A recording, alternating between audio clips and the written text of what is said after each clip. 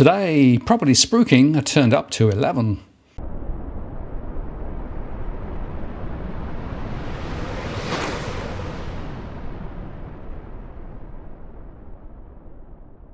Hello again, it's Martin North from Digital Finance Analytics, where I've noticed posts covering finance and property news with a distinctively Australian flavour. The latest building approvals data from the ABS to the end of January revealed that the total number of dwellings approved fell 27.9% in season-adjusted terms in January, following a 9.8% rise in December. The ABS said the fall in the total number of dwellings approved in January was driven by a large fall in private sector dwellings, excluding houses and those units, which fell 43.6%. Approvals for private sector houses also declined sharply, falling 17.5% in January, following a 0.3% decline in December. The series has now returned closer to historic levels, with the January result 0.8% higher than the pre-pandemic level in January 2020. Across Australia, the number of dwellings approved fell in Victoria, down 35.5%, South Australia down 29.2%, New South Wales down 25.9%, Western Australia down 19.9% and Tasmania down 13.9%. Dwelling approvals rose slightly in Queensland, up 0.5% in season-adjusted terms. Approvals for private sector houses fell in all mainland states, with South Australia down 19.9%, Victoria down 18.6%, Western Australia down 16.5%, Queensland down 15.7% and New South Wales down 14%. The value of total buildings approved fell 27.7% in January in season-adjusted terms. The decrease was driven by a fall in the value of non-residential buildings approved, down 36.8%, followed by a 15% decline in December. And the value of total residential buildings fell 22.8%, comprising 24.9% decline in the value of new residential buildings and a 10.3% decline in the value of alterations and additions. Now, the HIA had an interesting take on the numbers, saying this sharp fall in January can be attributed to staff shortages during the Omicron outbreak and a higher than usual uptake of holiday leave. There are no indications that home building activity is facing weak demand anytime soon, despite temporary interruptions from the Omicron outbreak in January. The absence of council workers, private certifiers and building business staff have weighed on the ability to process approvals. We anticipate an above average volume of approvals will be reported in coming months as the impact of this disruption fades. Early indications are that home building bounced back as the Omicron wave abated and builders were able to return to work. There are more homes under construction at present than in any previous cycle, and this will continue to grow until mid-2022. The elevated volume of homes approved but not yet commenced construction will ensure that January's brief disruption won't change builders' busy schedules this year. Now, as I discussed with Edwin in our Monday property rant, the number of listings, especially for apartments, is on the rise and are tracking much higher than last year. And yet, despite this important observation and what the HIA said, the mainstream media are ranting on about supply shortages in the next few years, all designed, of course, to push for more land releases, reduced approval fees and other measures conveniently ahead of the upcoming election, where property will be in the sights again. For example, according to a report in the AFR, national housing lot sales are expected to fall by 43% this year, the equivalent of 32,000 fewer sales, as supply constraints bite in Sydney and as demand for new housing in Melbourne resets after a record volume of sales occurred in 2021, according to leading Greenfield housing market analyst Colin Keane. Mr. Keane, Director of Research 4, which partnered with the Urban Development Institute of Australia in its latest State of the Land report, says the moderation of demand will be the saving grace for a sector under significant pressure to deliver after land sales surged 33% last year to 76,100 on the back of the Home Builder Program and other stimulus measures. Sales of new housing lots are expected to fall off a cliff this year. Despite lot sales falling sharply, Mr. Keane says lot prices, which rose in every capital city last year except Perth, would climb even higher in the first half of 2022 because demand will outstrip available supply, which fell to, quote, critically low levels last year in Sydney, Brisbane and Melbourne. 2021 was an incredibly strong year, which depleted the selling and production capacity of Greenfield markets, Mr. Keane told the AFR. This rundown in development capacity will be offset by a moderation of demand of about 43% compared to last year. If the industry had continued to sell at the level of 2021, there would have been widespread pricing and affordability issues, he added. The latest UDIA report shows that Melbourne drove the unprecedented level of activity in Greenfield land markets in 2021, recording a 125% increase in lot sales to 33,700. That's 44% of the total national market, while prices rose 3% to $327,000 for a median-sized lot of 371 square metres, down 5%. And by the way, note the shrinking lot sizes. Melbourne sales volumes were ahead of demand in 2021. They pulled forward demand by about 4 months, which will be impacting sales this year, Mr. Keane said. This pull forward in demand was reflected in a 38% drop in Melbourne lot sales in February compared with a year ago, and a 34% drop in sales over January, according to the latest from agency Core Projects.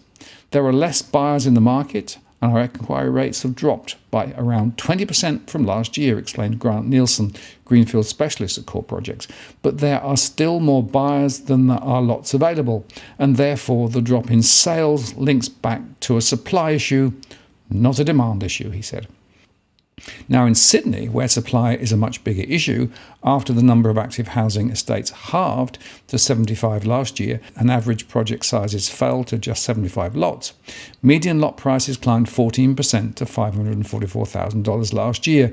That was despite 9,200 lots sold over the year, which was 70% higher than the 7-year average.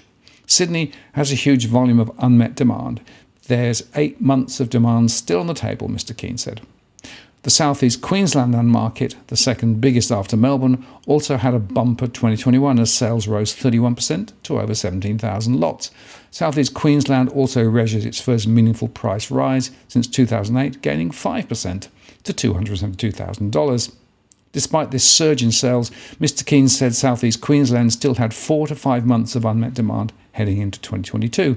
This unmet demand won't go away. It will sit in the Brisbane market and put pressure on supply and pricing, Mr. Keane said.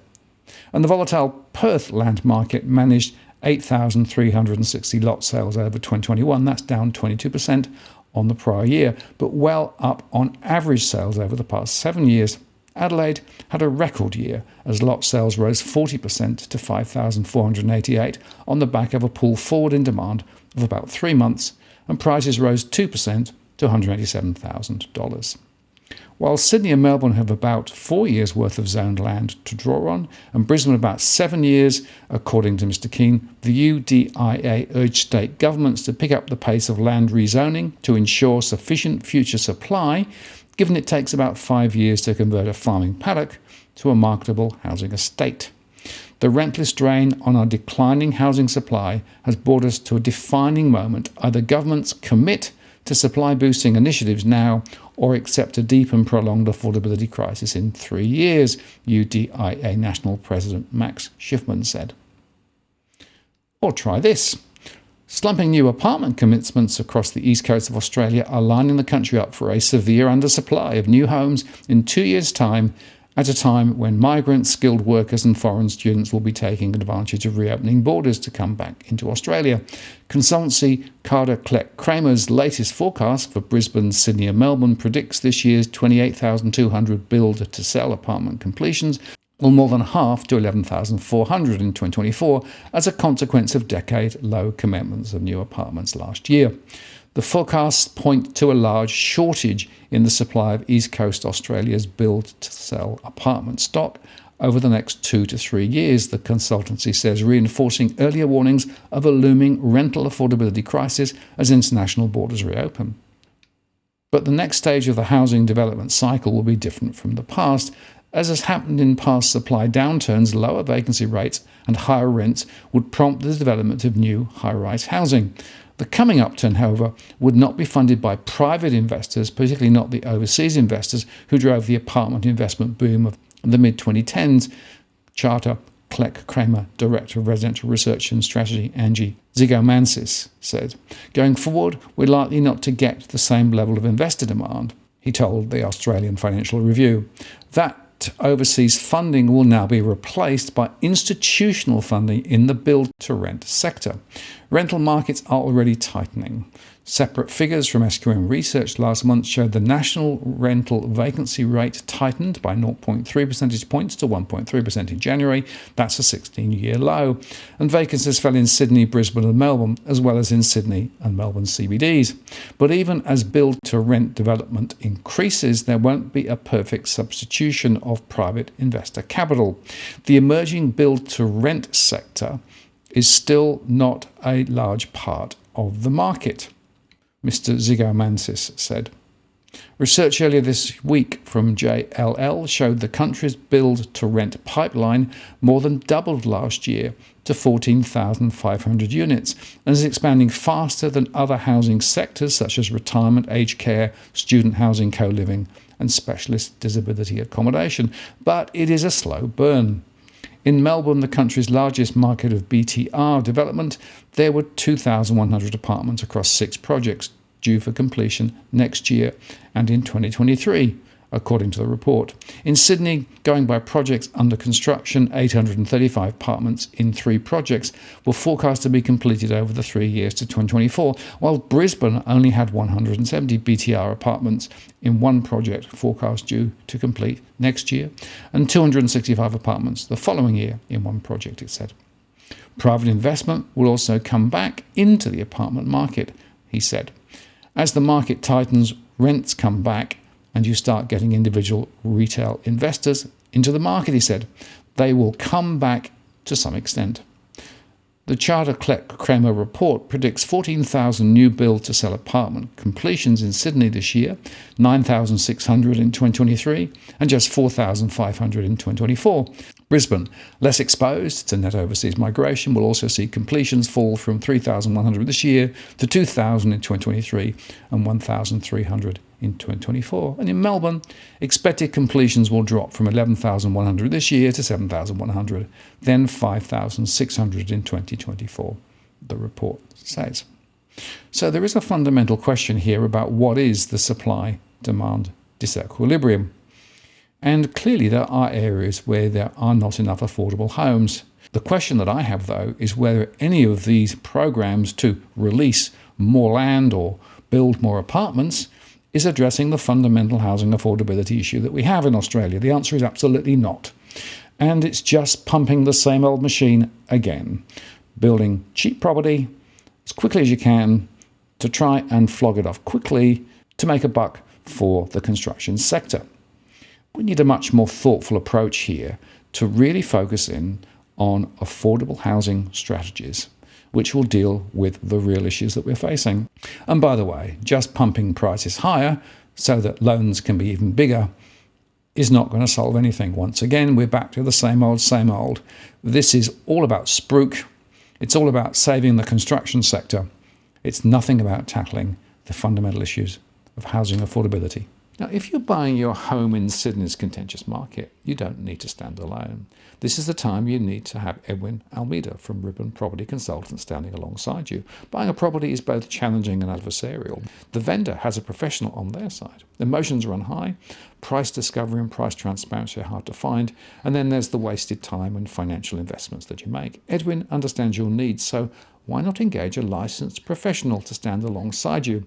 With RPC, you know you have experience, knowledge, and master negotiators looking after your best interests. So shoot Ribbon an email at info@ribbonproperty.com.au, and if you use the promo code DFAWTW/Martin, you can get a 10% discount offer.